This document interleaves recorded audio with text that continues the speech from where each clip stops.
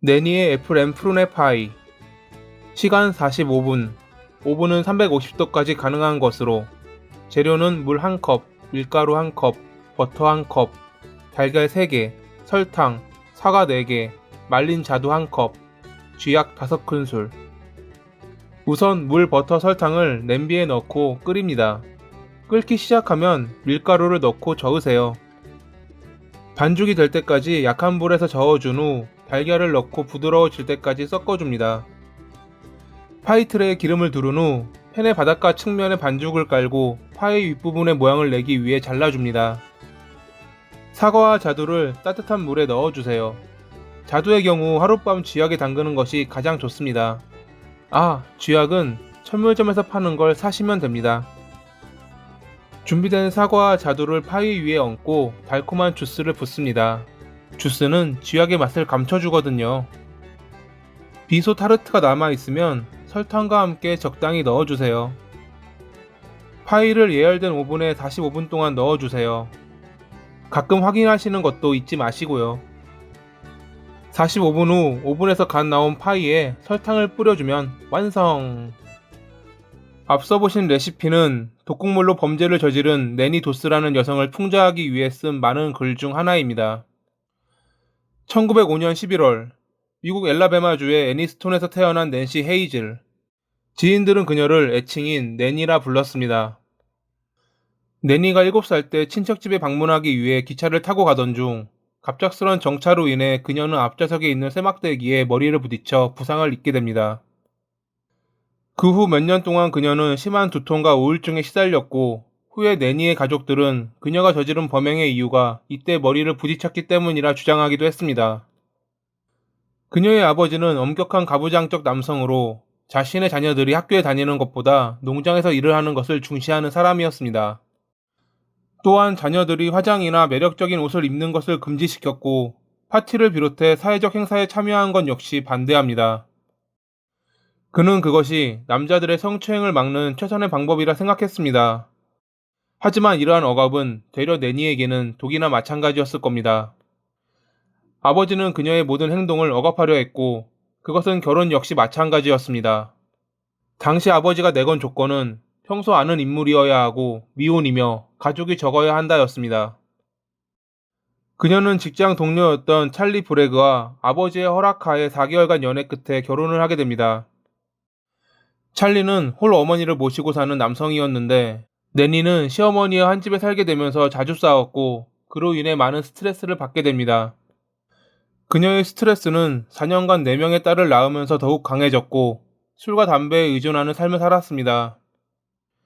그 무렵 부부간의 갈등도 심화되고 있었습니다. 네니와 찰리는 항상 말다툼을 벌였고 서로 불륜을 하고 있다며 의심했습니다. 그러던 중 1927년 2명의 자녀가 식중독으로 인해 갑작스레 사망하는 사고가 일어납니다. 이 일로 인해 1년 후 찰리는 네니와 이혼을 하게 됩니다. 후에 찰리는 자신이 네니와 이혼한 이유가 그녀가 무서워서였다고 밝혔습니다. 1929년에 네니는 재혼을 했고 16년 후 그녀의 맏딸 멜비나는 아이를 낳게 됩니다. 손주를 보게 된 네니는 웃음을 지었지만 그 웃음에는 무언가 결여돼 있었습니다. 2년 후 일을 마치고 돌아온 멜비나는 남편과 동생에게 맡겼던 자신의 아이가 사망해 있는 것을 발견합니다. 아이의 머리에는 모자핀이 꽂혀 있었습니다. 남편은 좀 전에 장모님이 아이를 보러 왔었는데 그녀가 핀을 들고 있었던 것을 봤다며 자신들이 안 보는 사이에 네니가 그러한 짓을 저지른 거라 주장했습니다. 하지만 네니는 자신이 그런 짓을 벌이지 않았으며 그럴 이유도 없다 말했습니다. 결국 경찰까지 출동했지만 네니는 무죄로 풀려납니다. 멜비나는 아이를 잃은 슬픔에 남편과 헤어졌고 다른 남성을 사귀기 시작했습니다. 네니는 그런 그녀를 못마땅하게 여겼기에 모녀는 자주 말다툼을 벌이곤 했습니다. 네니와 멜비나가 크게 다툼을 벌인 1945년 7월 어느 날, 멜비나는 네니와 자신의 아들을 집에 놔둔 상태로 화를 식히기 위해 아버지를 찾아갑니다. 아버지에게 신세한탄을 하며 스트레스를 푼 멜비나가 집으로 돌아왔을 때 그녀를 맞이한 것은 아들 로버트의 죽음이었습니다. 명확한 사망 원인은 밝혀지지 않은 상태로 로버트는 질식사로 사망 기록부에 기재됐고 2달 후 네니는 로버트의 사망 보험금 $500를 챙깁니다. 누가 봐도 내니가 의심스러웠지만 두 아이를 잃은 멜비나에겐 그녀와 싸울 힘이 남아있지 않았습니다. 아니면 자신의 어머니가 그런 짓을 벌였다는 것을 믿고 싶지 않았을지도 모릅니다. 내니의 두 번째 남편은 폭력적인 사람이었습니다. 그녀는 그런 남편을 증오했고 어느 날 정원을 손질하던 중 남편이 숨겨둔 위스키를 발견합니다. 그날 저녁 내니의 남편은 위스키를 먹고 쓰러져 다시는 일어나지 못했습니다. 앞선 내니의 주변 인물들의 죽음 역시 모두 그녀의 범행이었습니다. 스트레스 때문에, 때로는 돈 때문에. 내니가 범행을 저지른 이유는 단지 그러한 이유들 때문이었습니다. 세 번째 남편의 죽음 역시 돈 때문이었습니다. 여행 중 만난 알리 레닌과 결혼하게 된 내니는 그가 갖고 있던 아파트에 눈독을 들입니다. 하지만 알리는 아파트를 자신의 여동생에게 임대해 주었기에 내니가 손을 쓴 방법이 없었고 결국 그녀는 다시 범행을 저지릅니다. 얼마 후 알리는 신부전으로 인해 사망했고 아파트는 불에 탔으며 내니는 화재 보험금을 얻게 됩니다. 네 번째 남편 역시 내니와 함께 살며 시름시름 앓다 사망했습니다. 그런 그녀의 범행이 들킨 것은 다섯 번째 남편이 죽고 나서였습니다. 1953년 6월 사무엘 도스와 다섯 번째 결혼을 한 내니.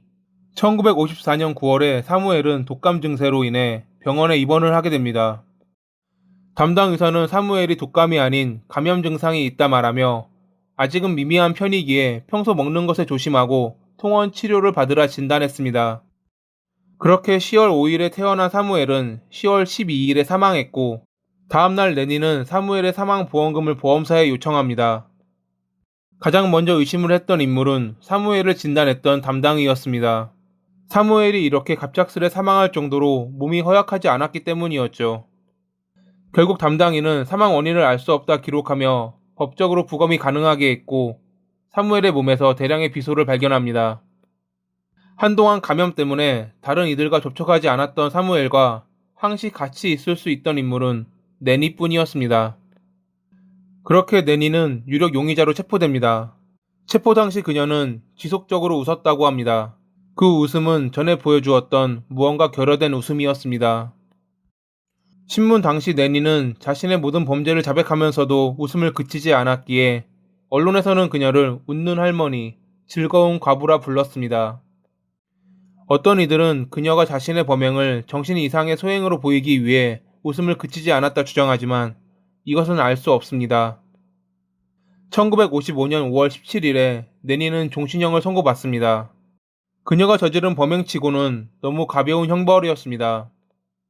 1965년 6월 2일 59세의 내니는 오클라호마 주립교도소의 병원 병동에서 백혈병으로 사망합니다. 그녀가 저지른 범행이 가족들의 말처럼 어릴 때 머리를 다쳐서인지 아니면 그녀에게 무언가 결여돼 있었던 것인지는 알 수 없습니다. 한 가지 확실한 것은 그녀는 죽는 순간까지도 자신이 벌인 범행에 대해 일말의 죄책감도 슬픈 감정도 가지지 않았다는 것입니다. 오히려 죄책감과 슬픔을 가지는 것은 남겨진 유가족들과 지인들입니다. 이러한 범죄가, 이러한 슬픔들이 사라지길 바라며 글을 마칩니다.